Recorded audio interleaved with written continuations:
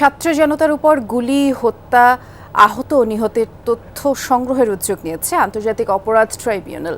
জুলাই অভ্যুত্থানে আহত নিহতদের পূর্ণাঙ্গ তালিকা এখনও সম্পন্ন করেনি সরকার। আর এই হত্যাকাণ্ডের ঘটনায় আইসিটিতে দায়ের হওয়া মামলাগুলোর বিচার কার্যক্রম শুরু করতে এরই মধ্যে চিফ প্রসিকিউটর সহ কয়েকজন প্রসিকিউটরকে নিয়োগ দেওয়া হয়েছে।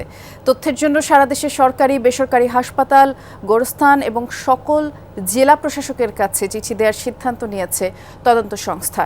সোমবার এই বিষয়টি গণমাধ্যমকে নিশ্চিত করেন ট্রাইব্যুনালের কর্মকর্তারা।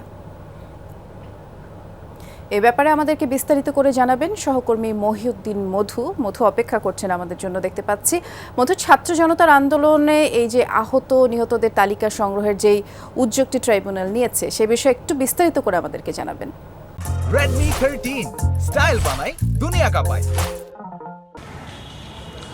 আর বৃষ্টির শুরুতে যেটি বলতে চাই যে আন্তর্জাতিক অপরাধ ট্রাইব্যুনাল যে তদন্ত সংস্থা যেটি ধানমন্ডিতে অবস্থিত, তারা সিদ্ধান্ত নিয়েছে তালিকা তৈরি করা থেকে শুরু করে গতকালকে আমরা ইতিমধ্যে শুনেছিলাম যে চিফ প্রসিকিউটর বলেছিলেন, সদ্য নিয়োগপ্রাপ্ত তিনি বলেছেন যে আলামত সংগ্রহ করে এখন চ্যালেঞ্জ, যেহেতু 64টি জেলায় এই যে হত্যাকাণ্ডের ঘটনা ঘটেছে যেটিকে গণহত্যা বলা হচ্ছে এবং এই গণঅভ্যুত্থানে যে ধরনের অপকর্ম ঘটিত হয়েছে সেই সংঘটিত আলামতগুলো সংগ্রহ করা এখন প্রয়োজন।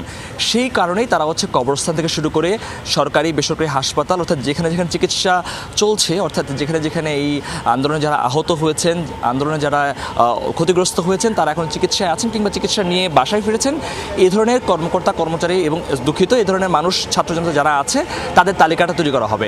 সেই তালিকাটা তৈরি করার পরবর্তীতে তাদের যে আলামত আছে সেই আলামতগুলো কিছুক্ষণের মধ্যে আমরা হয়তো সেই ব্রিফিংয়ে যেটি জানতে পারবো যে কোন পদ্ধতিতে সেটি হবে। আমরা লক্ষ্য করছি যে আমাদের যে ব্রিফিংটি হওয়ার কথা, অর্থাৎ যিনি আন্তর্জাতিক অপরাধ ট্রাইব্যুনালের যিনি চিফ প্রসিকিউটর নিয়োগ হয়েছেন, আমরা দেখতে পাচ্ছি তিনি আসছেন। আমরা হয়তো তার ব্রিফিংয়ে আমরা কিছুক্ষণ পরে যাব, সেটি শুরু হলে আমরা সেখানে আমরা সরাসরি জানাতে পারবো। এর মধ্যে যে তথ্যটি জানানো দরকার সেটি হচ্ছে এই যে প্রসিকিউশনের যে টিম করা হয়েছে 5 জনের, সেটি আরও বাড়ানোর প্রয়োজন বলে তারা মনে করছেন। এখানে আরও 10 থেকে 15 জন প্রসিকিউটর নিয়োগ দেওয়া হবে এবং তদন্ত কর্মকর্তারা যখন তদন্ত শেষ করবে সেটি 400 টাকার যখন যাবে স্বরাষ্ট্র মন্ত্রণালয় হয়ে, তারপরে ট্রাইব্যুনাল যখন পুনর্গঠন হবে তারপরে কিন্তু বিচারিক কার্যক্রমটা শুরু হবে। অর্থাৎ একটি দীর্ঘ প্রক্রিয়া কিন্তু বাকি আছে। সেই প্রক্রিয়াটি শুরু করার জন্য এই মুহূর্তে সবচেয়ে বেশি প্রয়োজন সেটি হচ্ছে আলামত সংগ্রহ করা।